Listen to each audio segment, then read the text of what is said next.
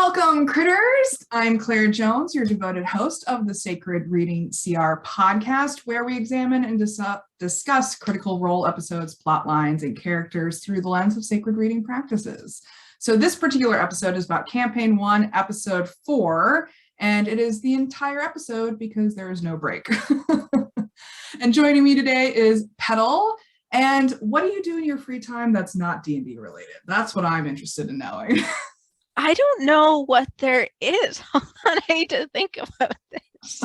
A lot of my free time is dedicated to D&D stuff, but I guess there is like a story that I've been working on writing. Oh, so I do enjoy writing. Nice. And so there's a dragon collecting website that I go on called Flight Rising, and I like to write stories about my dragons, and I post chapters there whenever I write them, and it's a fun hobby. I've ended up writing some stories that I've written there have ended up being like 200,000 words long. So Wow. I get really deep in there. I just write stories about my dragons on the site.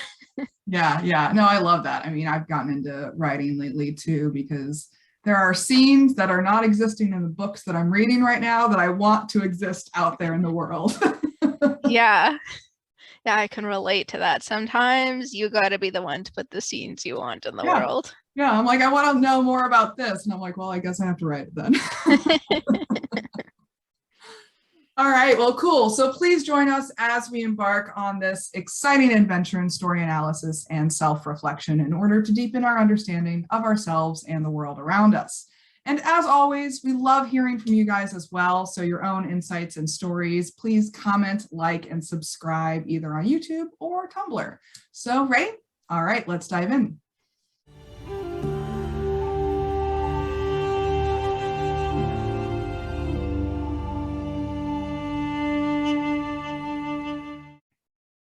So, as we open this episode, Vox Machina have just befriended a questionable yet powerful ally in the form of Clarota, the mind flayer who has been shunned from his hive.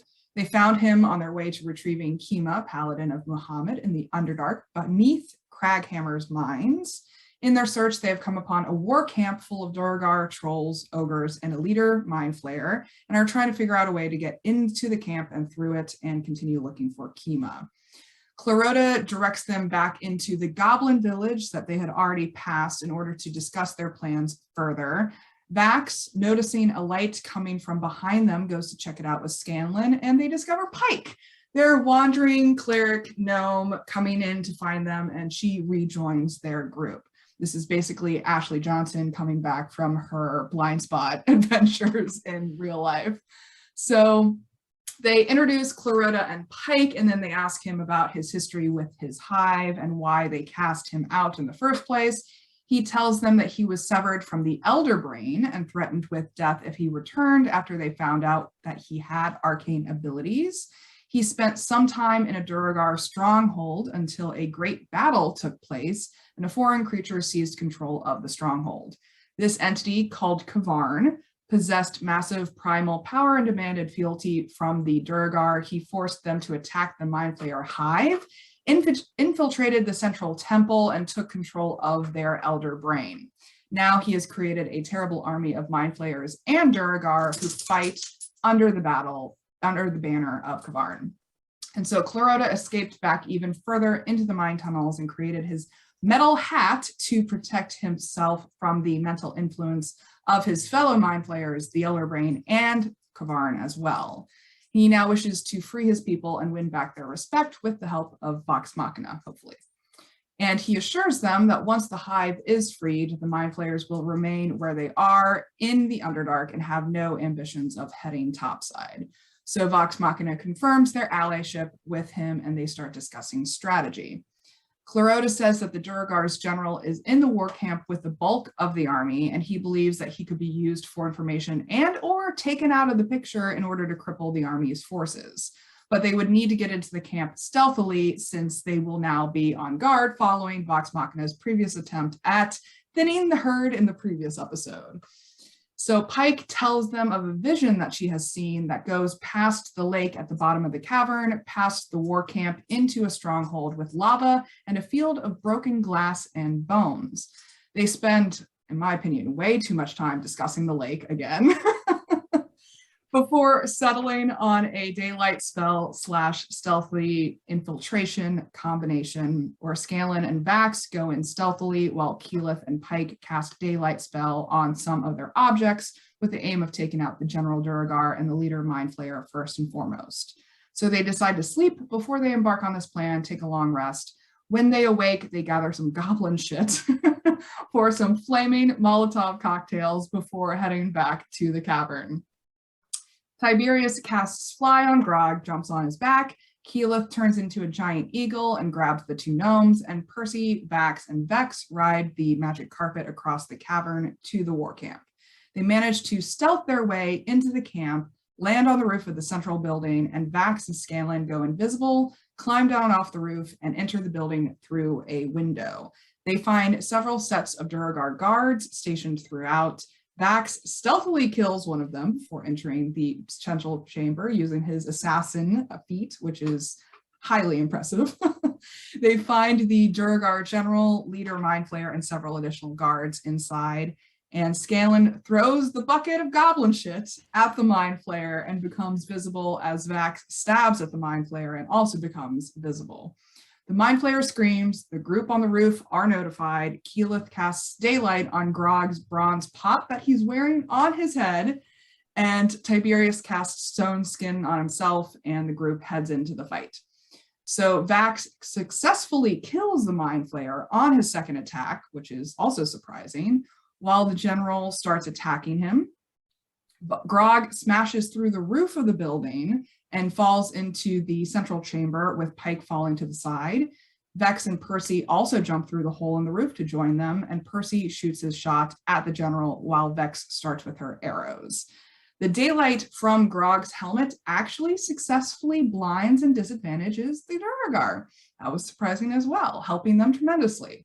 Tiberius casts his usual stone pillars and crushes several guards to death, then casts Blight on the general. Scanlan casts Dominate Person on the general, then commands him to call his men to stand down. Keyleth casts Grasping Vine to grapple the general and tie him down, but the ominous rumble that they've been hearing periodically throughout the mines starts up again as an armored four-legged creature bursts out of the ground and attacks Percy, who is closest to it. So Pike casts Guiding Light on this armored creature who is called a bullet. Clarota misses on his attack.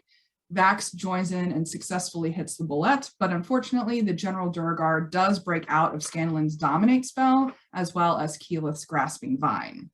So Grog goes into a frenzied rage to attack the bullet. Vex and Percy then successfully hit as well, while some of the Duergar guards attack Scanlan and Vax. Tiberius casts Telekinesis to pry open the bullet's armor further and reduces its armor class by 5 before throwing in a firebolt as well. He's actually quite effective in this fight. Yeah. Scanlan runs towards the general and casts Banishment on him successfully, then sends a sexually suggestive inspiration bonus to Pike in his usual form. Keyleth turns into a rhinoceros and attacks the bullet. And then the bullet jumps directly on top of Scanlan with Percy still in its mouth.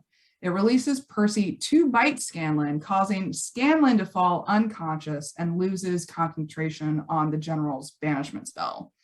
So Pike, in a panic, uses her sprinter's boots to book it over to Scanlan and casts Cure Wounds on him, bringing him back to 23 HP. Vax runs over to stab the bullet in the butt specifically, before the bullet attacks Percy once again, causing him to also fall unconscious. Grog runs over to flank the bullet and attacks, rolling a natural 20 to double his damage, and successfully kills it by pulling out its tongue with his teeth and then pulling apart its jaw in true Grog glory. And so Pike drops a quick heal on Percy, and that's where the episode ends with no break. So it's pretty much half planning and half battle. Yeah. So what do we think about this episode? Yeah, there was a lot going on in the episode.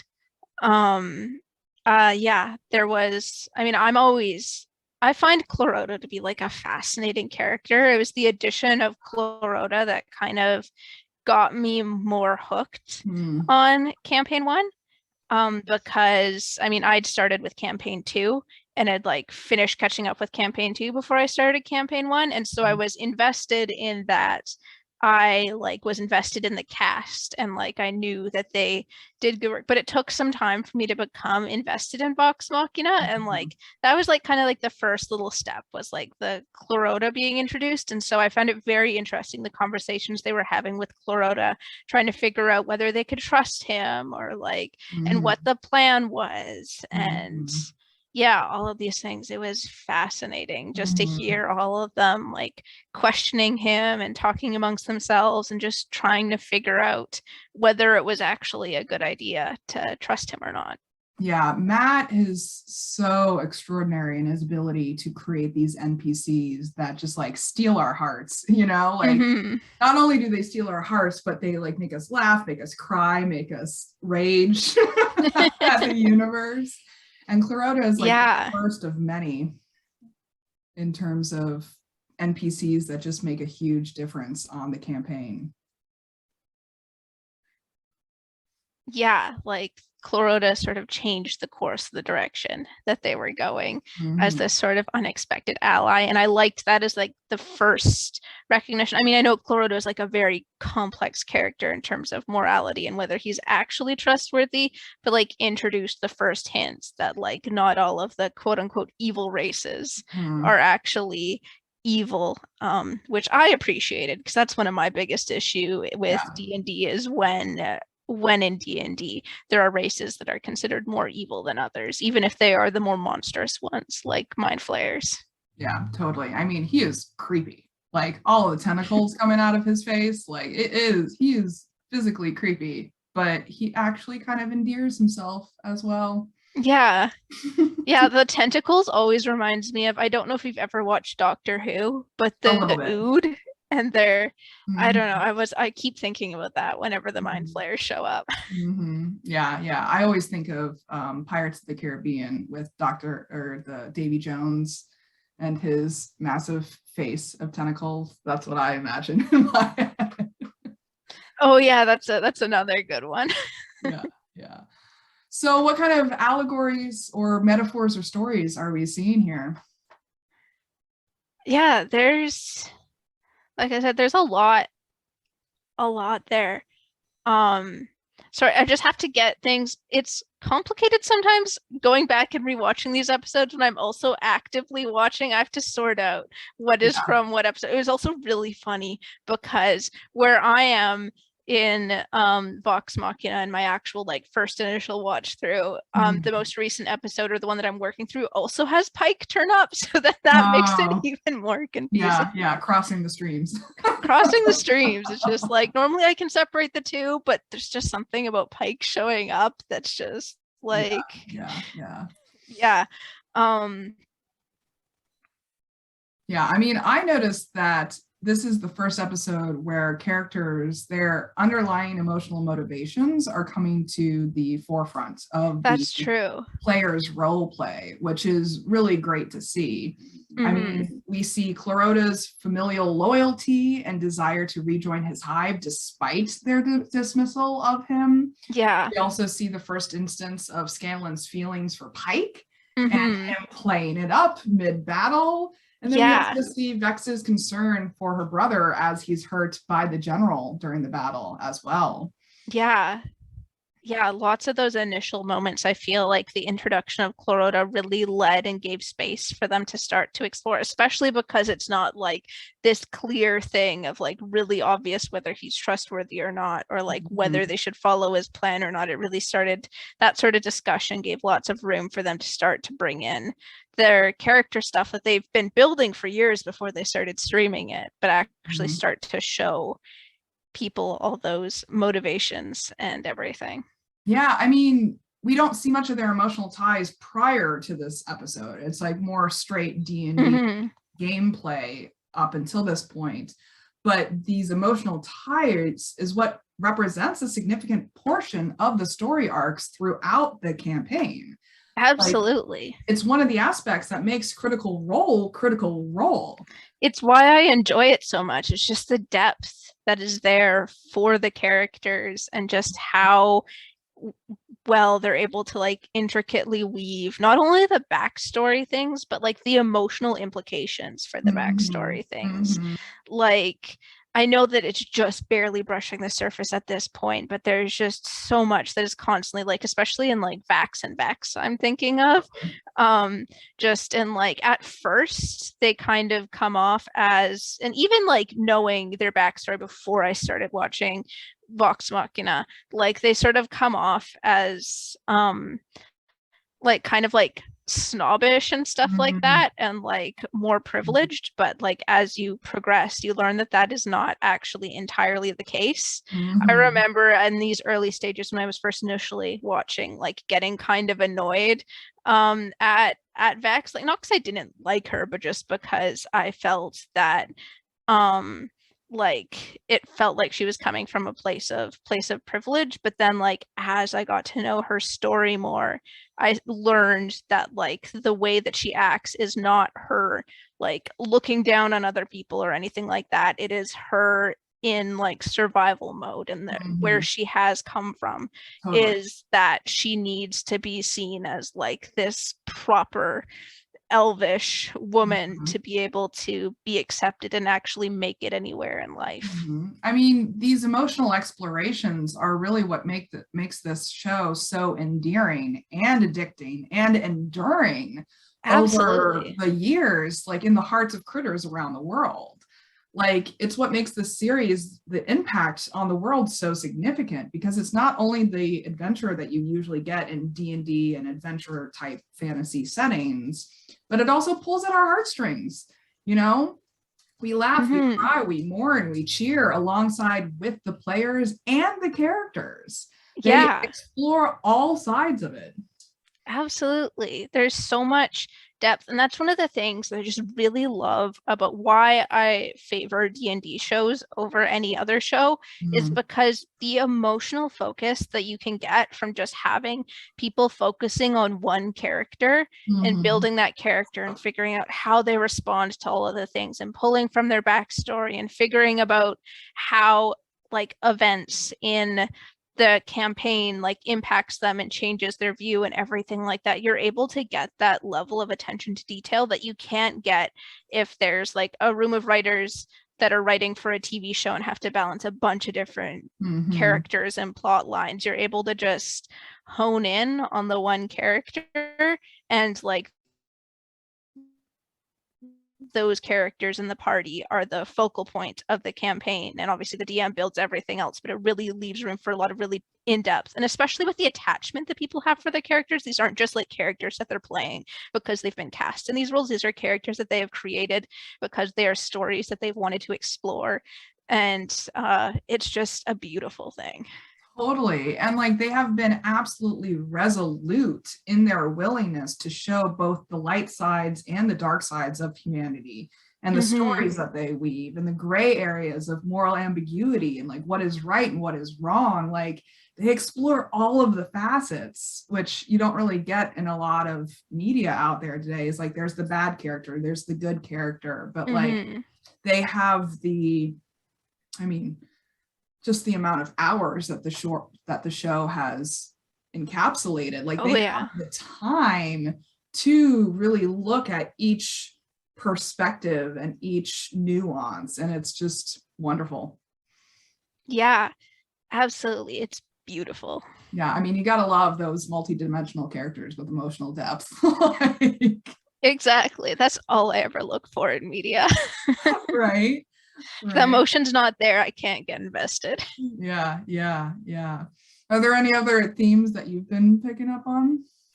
I mean, like, a lot of what we talked about.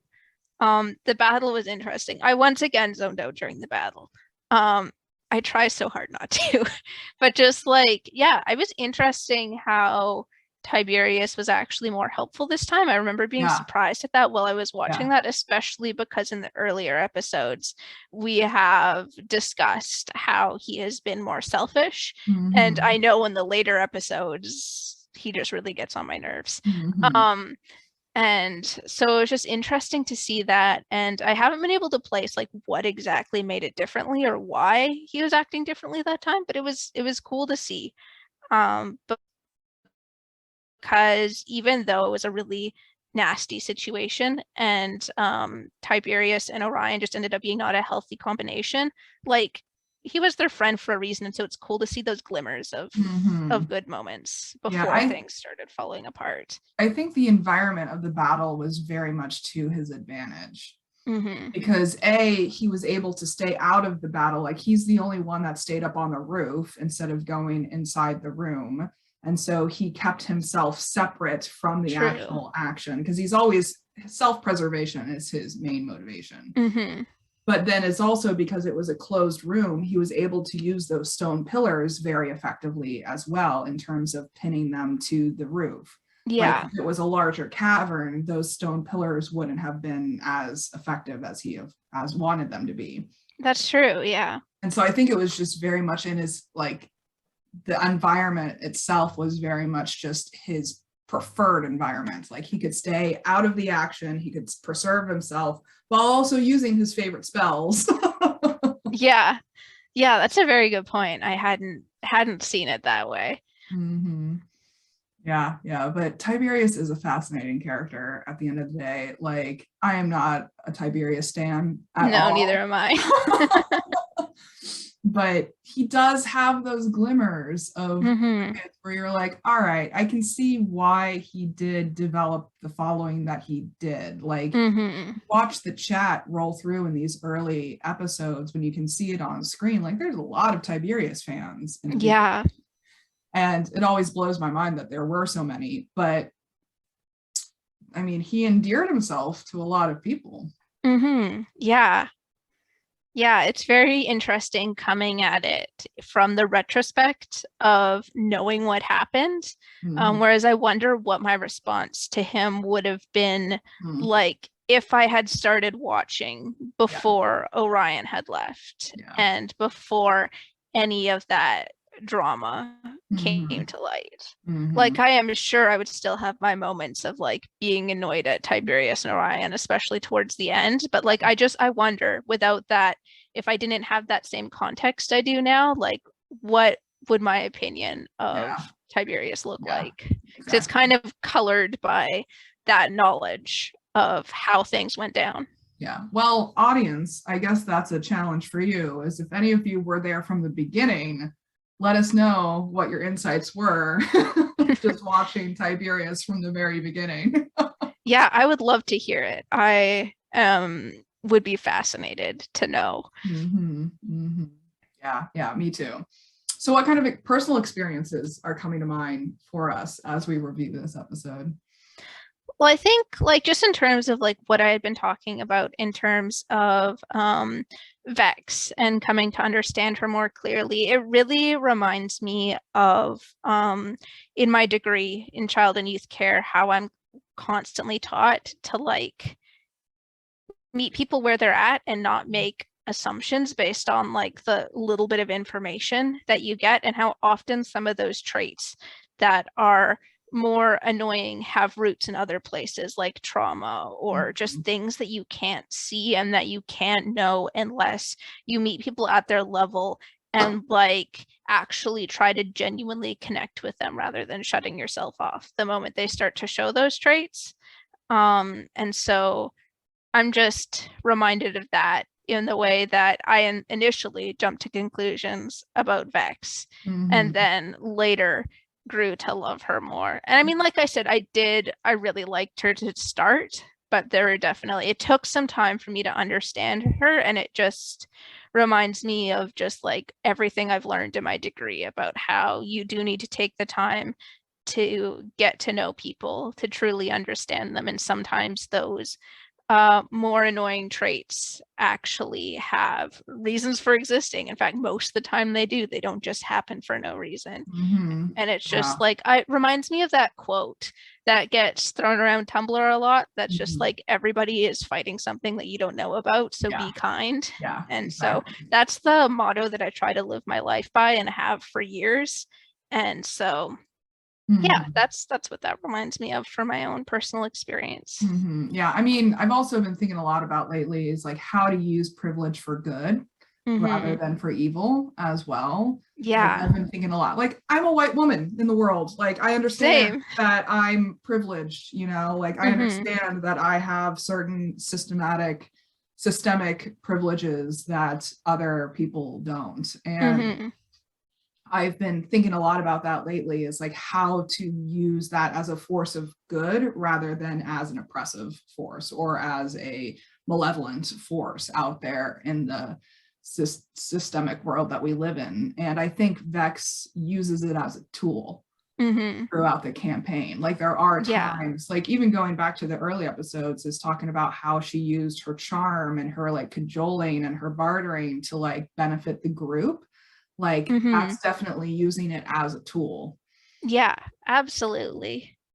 Absolutely. And yeah, it is such an important reminder, like coming from a place of privilege, like it's something you have to actively work on to be able Mm-hmm. to use it for good, just because the systemic things that are in Totally. place, that the default is like harming people Mm-hmm. unintentionally. And Yeah. so you have to unlearn a lot of things and figure out how to navigate life. And one of the ways that I think I've been trying to utilize my privilege is to try to start having difficult conversations with like my more conservative family members and like trying to show them my point of view of like why I think they should care about other people who are part of minorities, Yes. mainly in terms of the queer community. Mm-hmm. And so, like, that's a way that I think is a way that I can personally use my privilege. Totally. Um, because, I mean, most of my family members don't know that I'm queer and part of that minority. So I can just be like, Mm-hmm. hey, and start having those conversations and like challenging the Mm-hmm. beliefs that they have. And in like put that on and like in terms of things of race and everything else too, but just like do some of that emotional labor so that other minorities don't have to do it. And I mean, Mm-hmm. it is more invested emotional labor on my part when it comes to like queer things, but I'm in a position where I feel safe and secure enough with them that like at Mm-hmm. least while I'm closeted, I can have those conversations safely and in a way that will not damage my well-being. Totally, totally. I heard about a great metaphor the other day when it comes to privilege is like, it's like one of those moving walkways at the airport. Like if you just stand on it, you're still going to be moved forward by the systemic forces. And the only way to actively like move against them is like you can walk at the speed and stay in place, moving backwards. But to really make a difference, you have to walk faster than the rate of the moving walkway. Yeah, absolutely.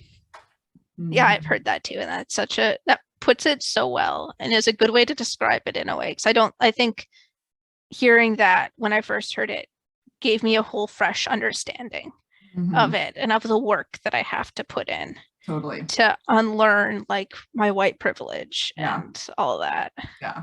Yeah. Exactly. Exactly. And like, for me, in terms of personal experiences, like Critical Role has been a huge inspiration for me in my life and in my business when it comes to showing more of my vulnerability and emotional depth. Mm-hmm. See that in this particular episode, but we see it throughout the several campaigns that they now have. Is like they just celebrated their 7-year anniversary yesterday. Yeah. Yeah. And watching the company grow up over the years has been an educational experience for me, both in terms of personal and professional development, because these people are on a public platform, like a massive public platform at Oh, this yeah. point. And watching how the cast, as well as the characters, have grown and developed while also making tons of mistakes over the Yeah. years has made it way easier for me to accept my own failures and limitations, as well as my underlying strengths and personality attributes.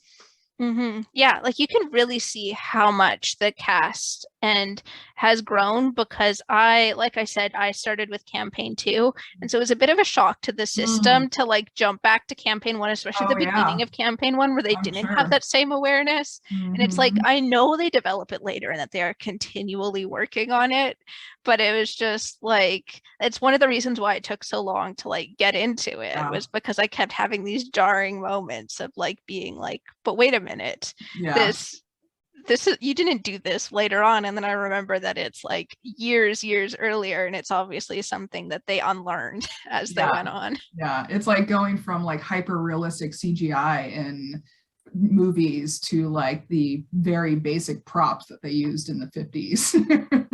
Yeah. um, but yeah, I mean, I've been making recently more of an effort of showing what I call my freak flag sides on my professional social media channels and in my content. And people have been very positively responding to it and saying that I'm magnetic and that they love my vibe. And like people who even know me for years are reaching out to me and saying that they finally feel like they're seeing the real Claire show up on social media. And yes, there have been tons of influences that have contributed to me being able to show my more vulnerable sides and my emotional depth and stuff like that. But Critical Role has been a massive contributor over the years, like watching them grow and evolve and how they've handled their rise to fame, how they've focused on charitable giving every step of the way, how they handled the pandemic. Yeah. How they handled like of making it a point of showcasing their community with fan art and critter hug and Tox Machina and bringing like the community into the fold of their content. I mean, it's been truly an inspiration and a lesson in how to not only showcase your values as thought leaders, as an organization, but live, breathe, and embody their values with every action and reaction, like how they respond to when they do mess up, like, because that's always going to happen. Yeah, absolutely. Especially when you're as visible as Critical Role is. Mm-hmm.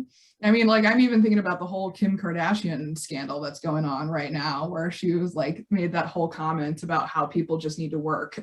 Like, Yeah. they just need to work harder. And everyone's like, girl, like, do you know what's going on now? Like, and then how these celebrities, how these public figures respond to the controversy and respond to the challenges. I mean, that's really, in my mind, what makes their integrity so powerful at the end of the day, and their influence so powerful.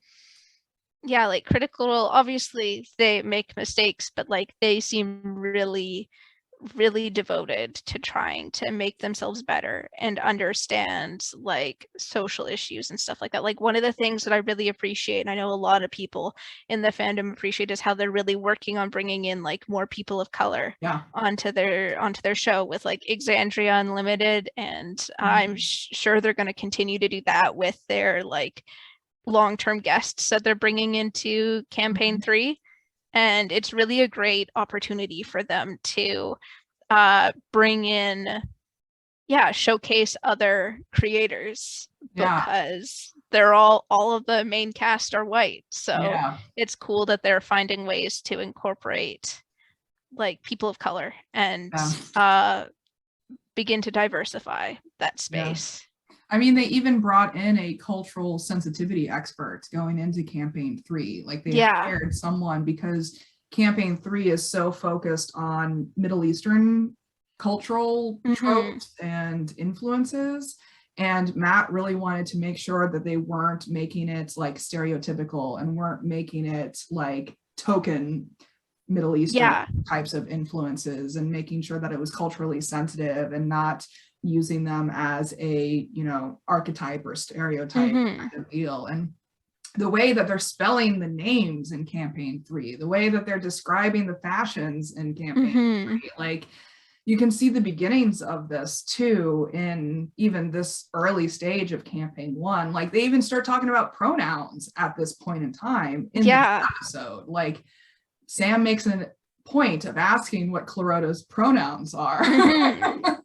I'm like, this is groundbreaking for that time. Like 7 years ago, that was just the beginning of those kinds of conversations. Yeah, absolutely. It's cool to see that process. Now that I've gone back to the beginning. Yeah, I think in this episode they got up to 1,000 subscribers on Twitch, which like is so small to where they are now. Yeah.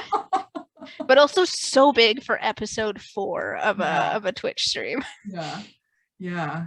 And like their careers skyrocketed after this. It's just amazing to watch it.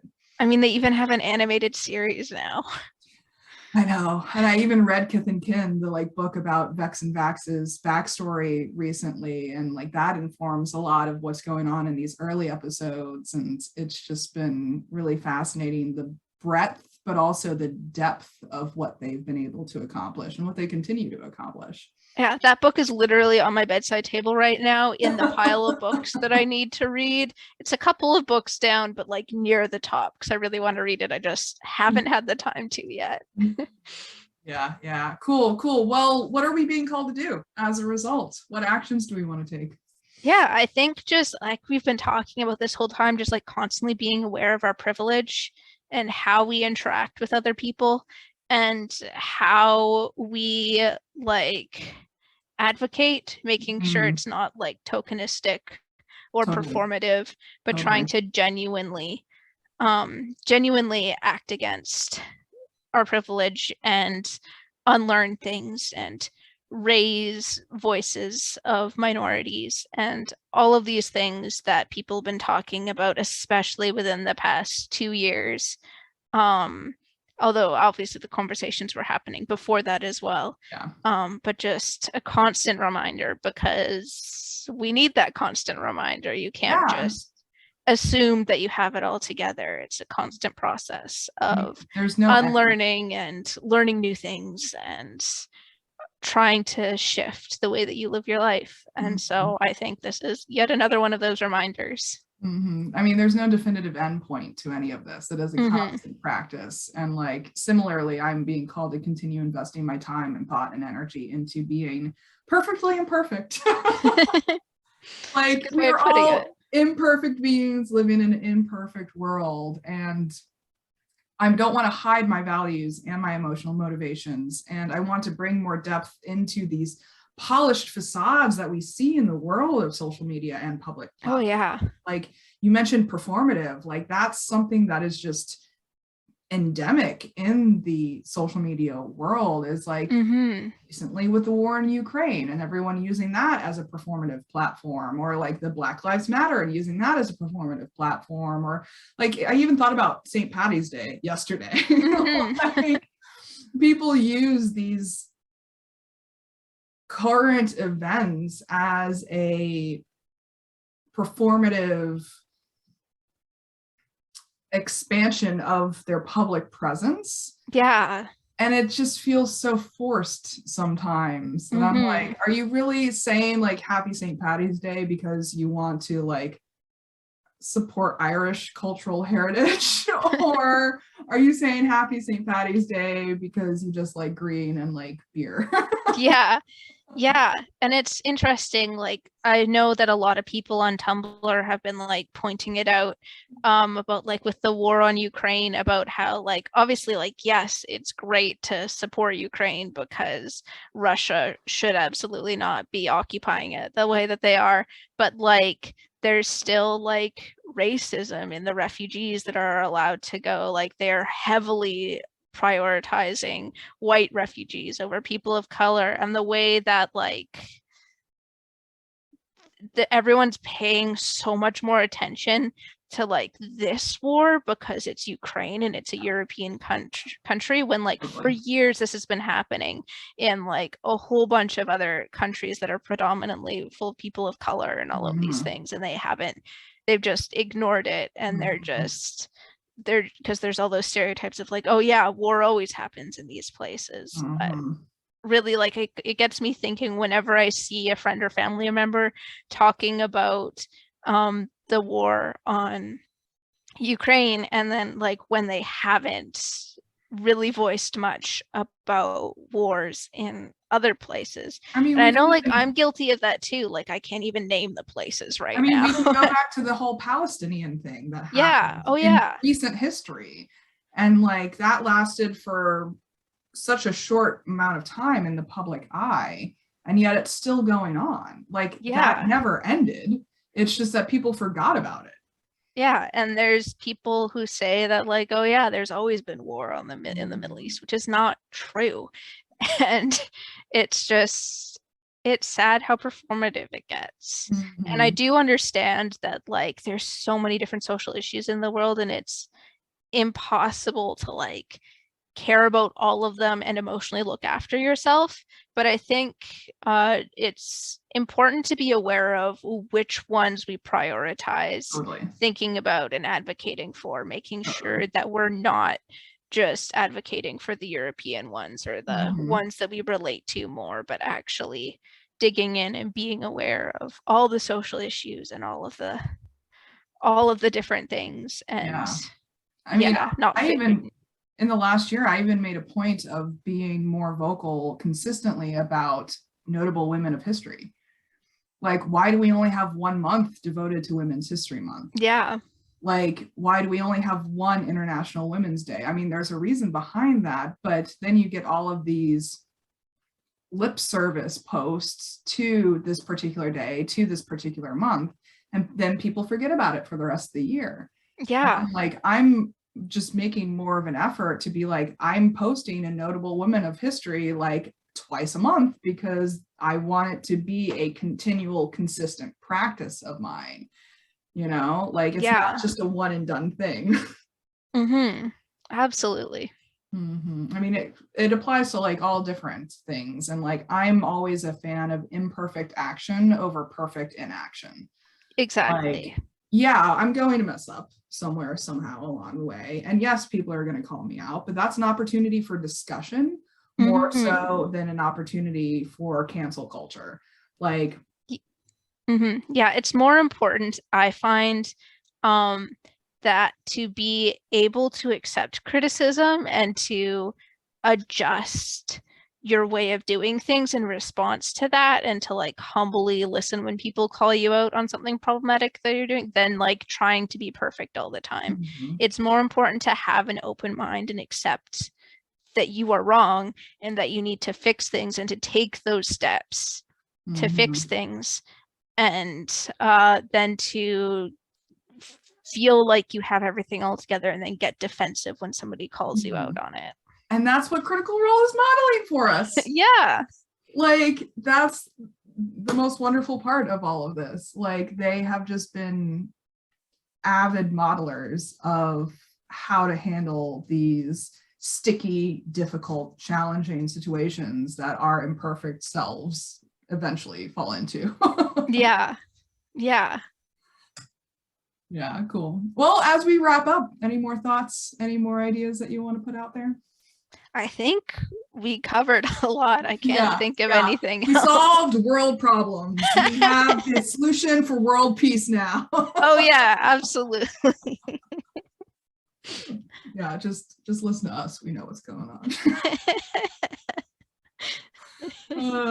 All right. Well, these are really powerful themes, per usual, that we're talking about here. And audience, we definitely encourage you to share your own thoughts and feelings and insights and stories with us. Feel free to challenge us. If you don't agree with what we're talking about, go ahead and say it. We're here for it.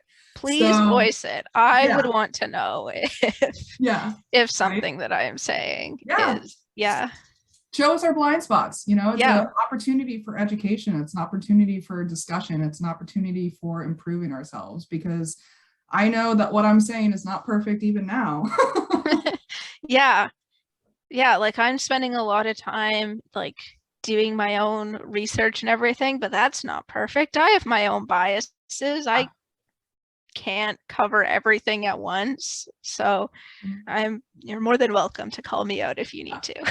Exactly. So we'd love to hear from you, moral of the story being, and we'd love to hear how Critical Role has also impacted you in your own lives and in your journeys as imperfect beings living in imperfect worlds. So special thanks to Petall for joining me again for this episode. It has been an absolute pleasure. Thanks for having me back. I've really enjoyed our conversation today. Yeah, I actually think we're scheduled for the next one as well. So we'll figure out how to do that with the half episodes that we've been Sounds doing good. But we'll be discussing Campaign 1, Episode 5 next time, Part 1. And joining me again will be Petall. So I'm excited to dive into it. And then, as always, I'm looking for co-hosts and guests as well. So if you're interested in coming on this podcast and sharing your perspectives, please reach out to me, either via email or on Tumblr. I spend a lot of time on Tumblr. It is my safe space of the corner of the internet. And I'll send you the sign-up form. And I can't wait to chat with you all. So in the meantime, please comment, like, and subscribe below. Follow us on Tumblr at Sacred Reading CR for all the juicy updates. And until next time, may all beings be peaceful, may all beings be free, and always, always, always remember to love each other. Take care, guys. Bye.